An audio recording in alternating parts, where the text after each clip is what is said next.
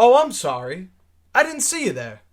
I was just minding my own business, making absolutely great start sits for us in fantasy this week after coming off of a hot week 2. Hoping I can pick it up right where we left off in week 2, where we absolutely nailed all of our picks. The thumbnail was Rome Adunze. Shout out to my guy Rome for producing and putting Outlier's name and legacy up there. Now that week 3 is here, I'm not looking to miss on a single pick this week. I'm locked in, laser focused. I'm not going to hold you guys any longer. You already know what time it is.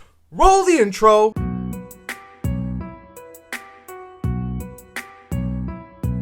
Thursday night football. I assume if you don't have any players playing in fantasy in this game, you will probably tune out by the second quarter. But if that's not the case and you have players in your fantasy lineups in this game, Josh Allen has a tough matchup. Obviously, you got to start him regardless. The other quarterback, Tua Tagovailoa, you can't start him. I'm not going to let you do that. Both the running backs here, Devon Achane and James Cook, definitely have top 5 upside this week. I'm not going to guarantee you that both of them are in the top 5, but they're definitely good enough players without going up against each other to finish in that top 5, top 7 range. And I think that both of these players will complete that mission on Thursday night, or at least one of them. Given the matchup and actually just given the circumstances of the Buffalo Bills offense, I can't advise starting any wide receiver, and I took a lot of heat in the offseason and after week 1 when Keon Coleman blew up and had a massive week 1, but I don't think I'm going to hear any more chatter about me being wrong about Keon Coleman anymore. I think we're pretty much all in agreement that there's not going to be a great pass-catching option that you can start in the Buffalo Bills offense every week. Maybe we'll hunt matchups, and that's when we can start our Khalil Shakirs or our Keon Colemans. But until then, I don't advise starting Keon Coleman in a Thursday night game. And I think that that could be a recipe to have your weekend start off on a really bad note. As for the Dolphins wide receivers, I am recording this video on Wednesday night. So granted, we don't know exactly what's going on with Jalen Waddle at the moment. But what I will tell you is that if he's playing, you probably are going to start him in your lineups. I don't think this is a top 35 wide receiver this week, but if you're in a 12-man league, you're probably starting him regardless. So if he's healthy, roll him out. And as for Tyreek Hill, this isn't a matchup that is going to be necessarily difficult to exploit. I think in terms of who has a better wide receiver versus secondary matchup, the Dolphins have the easier matchup versus the Bills wide receivers. I don't feel great about starting Tyreek Hill in this game, but you use the draft capital on him. This was somebody that I didn't feel great about drafting this year, but if you have him, got to put him in your lineups. As for the tight ends, if you're streaming and really need a tight end start this week, I'm going to go ahead and give you the thumbs up and say Dalton Kincaid is an okay streaming play this week, but otherwise, I don't really see a need to play Dawson Knox or anybody else. Let's talk next the Indianapolis Colts versus the Tennessee Titans. And this game could go two of which ways, where this game is so ugly we don't even want to look at the screen and the Colts offense comes back down to earth. Or we see, just like last week and the Rams carved up their secondary, Daniel Jones could be in for a laser light show. This is supposedly a tough matchup for the Indianapolis Colts wide receivers, at least. However, for the quarterback and for Daniel Jones, it is not that case. So we can go ahead and play Daniel Jones this week, start him as a regular starting quarterback for now until we see him completely fall off a cliff, which I doubt. If you're going to start any wide receivers in this game, it's probably going to be just the names Michael Pittman Jr. and Calvin Ridley. I don't think you need to start Alec Ayamatter in this game, and I don't think Alec Pierce or any other Colts wide receiver should be cracking your lineup as well. For the running backs, I think this is as easy as it gets, something I was very wrong about, but Jonathan Taylor is a locked-in RB1, but I am going to remind you, be careful, because if there's not going to be PPR upside, I think he's more of a trade candidate. At the tight end position, Tyler Warren is a must start, but I must warn you that this is not a good matchup for Tyler Warren. However, for Chiggy Okonkwo, it is a great matchup, and this is where it gets tricky is now,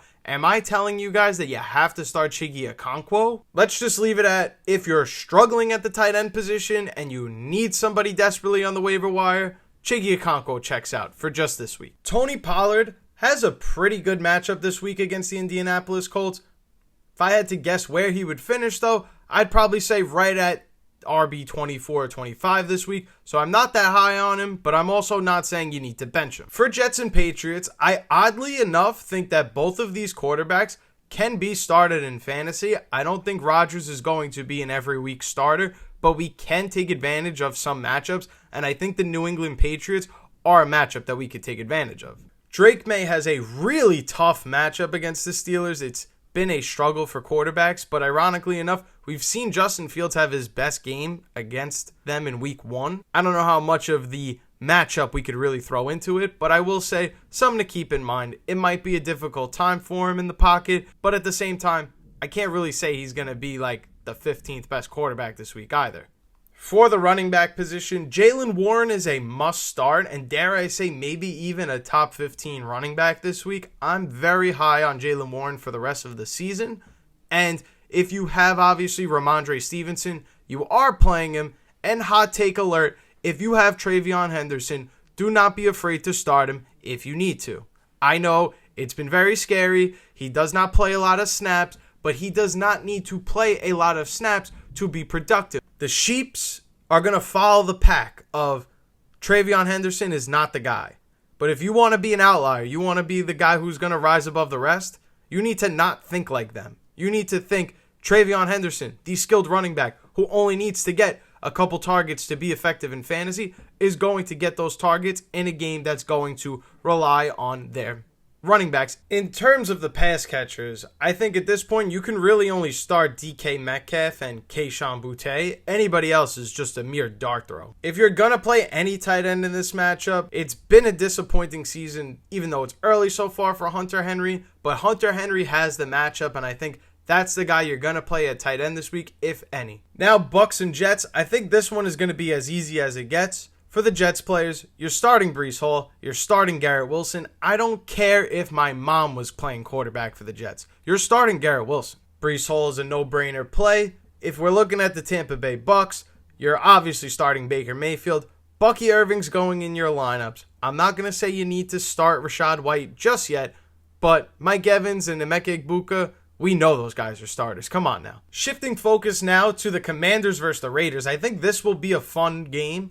Hope Jaden Daniels gets to play in this one, but both running backs don't have either a bad matchup or an exploitable matchup, so we'll just have to see who's the better team on that Sunday. Obviously, Ashton Jeanty is the better running back, but both Bill and Jeanty can be started. It may not be as important in week 3, but in these next coming weeks, we definitely need to be monitoring who's playing that backup role behind Bill. Is it Chris Rodriguez?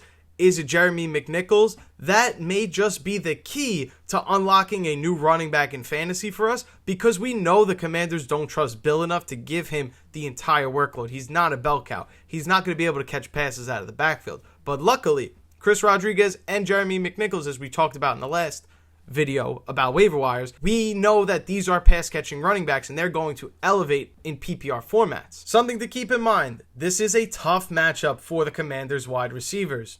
If you have Deebo Samuel, you're probably starting him just off of volume alone. But for me, Terry McLaurin's got to show me that he can do something before I just grant him a wide receiver starting spot in my lineup. If you can do better, I'd say start someone else over him. If not, let it ride. And obviously, the guy I've been hyping up since July, Jacoby Myers, is definitely a starting wide receiver, and mind you, a top 20 wide receiver in his sleep like I predicted. And finally, both Brock Bowers and Zach Ertz, both tight ends, must be started this week. This should be a great matchup for both of them. Now for Rams-Eagles, this should be another great game. Definitely starting Saquon Barkley with confidence. If you have Kyron Williams, yeesh, I would not feel good about it this week. At the wide receiver position, honestly, I feel like I would be an idiot to tell you to sit A.J. Brown, so you gotta start him, unfortunately. Devontae Smith gotta be started. I want to take a moment and apologize to Devontae Adams because he absolutely balled out when I said he wouldn't. But again, another tough matchup for him this week. I don't know if I'm as high as everyone else is. You gotta play him, though, because he just made me look like an idiot. And Puka Nacua, the wide receiver 1 overall right now, you gotta be starting him. And Jalen Hurts, your quarterback, obviously must be started. Let's continue. Falcons Panthers, probably one of the few games where I'm going to say, let's not touch the quarterbacks in either of these teams. I'm going to go out on a limb. I'm going to do something crazy. But it worked last week, so how could I not do it again this week? Congrats, Drake London. You are going on the thumbnail of this video. Must start Drake London this week. I'm going all in. Everybody wants to panic.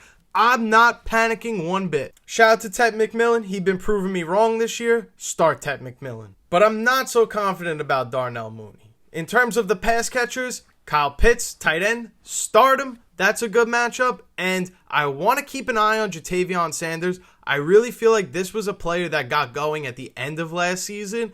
And now with 7 targets last week, if this is going to be a game where they're on offense, moving the ball, moving the chains, I know the Minnesota Vikings struggled with that last week, but if they could put together a couple more drives or maybe even get him some garbage time opportunities, I think Ja'Tavion Sanders might be a starting tight end in fantasy. And we should not be surprised if Bijan Robinson and Chuba Hubbard are dominating this game in terms of fantasy points, as they are clearly the best 2 players and the focal points of their offenses.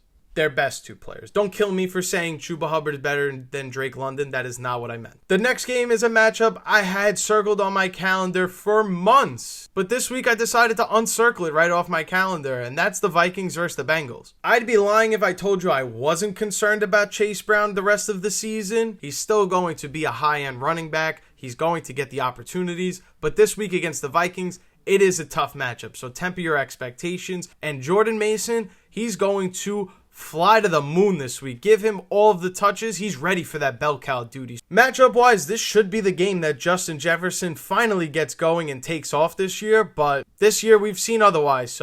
But someone that has an even better matchup, Jamar Chase, I don't think this week we're going to have to worry about whether Jake Browning is an issue for him or not in fantasy. I think it's wheels up for Jamar Chase, and he's going to dominate, as he always does. And if you got T. Higgins on your team, you're playing him. Who you fooling? Now let's take a moment to talk about the sponsor of today's video. Nobody. Jags versus Texans. I'm going to say play Trevor Lawrence in this game. Maybe the only quarterback I say to play, and that's a fringe one at best. Running back position, gotta be starting Travis Etienne. We're definitely keeping an eye on Bashal Tutin, but we're not ready to start him just yet. And in terms of the Houston Texans running back room, Nick Chubb is the only playable guy, and even then, I don't feel great about it. But Nick Chubb has a really good matchup against the Jacksonville Jaguars, so we'll see how that unfolds. Nico Collins obviously must be started. Hopefully he can fill in at that wide receiver 8, 9, 10, that back end wide receiver 1 for the week. But I think going forward, we have to treat Brian Thomas Jr. like a wide receiver 2 and not like a wide receiver 1. Christian Kirk will be back this week, so that's something to monitor and keep an eye on. At this point, we can't start Travis Hunter anymore. I've been wrong about that 2 weeks in a row now. I doubled down and I was wrong. Now we just have to see if he can actually show us some development and progress in his rookie season before we could go ahead and flex him again. As for the tight end position, I would leave Brenton Strange on your bench or even on your waiver wire this week. Browns versus Packers. I'm going to tell you one thing. You're not starting Joe Flacco against this defense, that's for sure. As for Jordan Love, you can start him. I think he's going to be a just outside of the top 12 quarterback this week. For the running back position, Quinshon Judkins is the guy here that we want to be starting in this matchup. And obviously, Josh Jacobs is staying in your lineups, never being taken out. For the Packers wide receivers, I think only Romeo Doubs should be started at this point, and we should keep an eye on Dontavion Wicks and see if his role increases with, I guess you could say, disappointing start of Matthew Golden so far and the injury to Jaden Reed. Maybe this opens up more opportunity for Dontavion Wicks, and maybe it's not Tucker Kraft that's going to elevate and be the elite fantasy tight end we think he is. As for the Browns pass catchers, I would probably say leave all the wide receivers on your bench this week. It's not a great matchup against the Packers, but if you're going to play anybody, I feel the most confident in Harold Fannin Jr. Now let's talk Chargers Broncos. Justin Herbert obviously going in your lineups must be started. As for Bo Nix, I would leave him on your bench if you could. I know that's my guy. I would never say anything bad about Bo Nix. I would temper your expectations on him this week. We saw Jonathan Taylor run wild on this Broncos offense last week, so I hope to see Amarian Hampton do that, but I'm not going to advise that he's going to be a top 20 running back this week even. And the matchup's even worse if you have a Broncos running back. So I would leave J.K. Dobbins on your bench this week. Now for Saints and Seahawks. I like Ken Walker in this matchup. I said last week, got to play Zach Charbonnet. I'm going to say we got to go back to Ken Walker. It feels like he really took this backfield back. Jackson Smith and Jigba must be started, and if you had to play a quarterback off waivers, I guess you could do Sam Darnold. For the Saints, do not play their quarterback. I'm not even going to say to play a wide receiver. Play Juwan Johnson, obviously play Alvin Kamara, and I think it stops there. Cardinals and 49ers. When we see these two division teams link up, we always think this is going to be a matchup of the two tight ends. But unfortunately, George Kittle just had to be on IR. We talked about this in the waiver wire episode. I don't love Mac Jones this week. I'm sorry. You could play Kyler Murray. As for the running backs, I think we need to lower the expectations on James Conner on a week-to-week basis. It seems like Trey Benson is really carving out a role for his own, but let's see. Maybe James Conner can take the backfield back this week. Trey McBride obviously being played.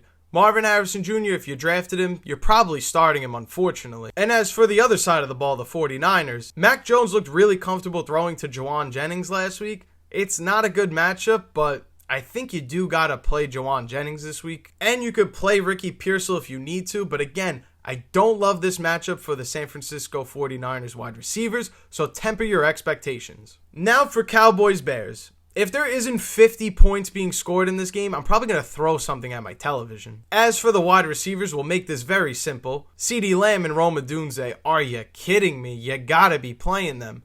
DJ Moore, start him. George Pickens, start him. I even like Jake Ferguson in this matchup against the Bears. Javonte Williams needs to be started. I was wrong about that. And DeAndre Swift, though he's going into this game as questionable, if he's playing, you gotta start him. And both of these quarterbacks, Dak and Caleb Williams, should be fantasy relevant in this game. Sunday Night Football, Chiefs versus Giants? I'm worried about Isaiah Pacheco. I'm not going to say start him until we see a great game out of him. As for Hollywood Brown, definitely be playing him. Wan'Dale Robinson, it's going to be a tough matchup, but I give you the green light. Malik Neighbors, obviously being started. Patrick Mahomes, obviously being started. Travis Kelce has a tough matchup against the Giants, but I still think he's going to deliver in this one. And let's just keep our eyes on Theo Johnson of the New York Giants. I think he has a good chance to be a starting tight end down the road this year, so let's just keep an eye on him. Finally, Monday Night Football, Ravens versus Lions. I think if you're playing against Amon-Ra St. Brown or Zay Flowers,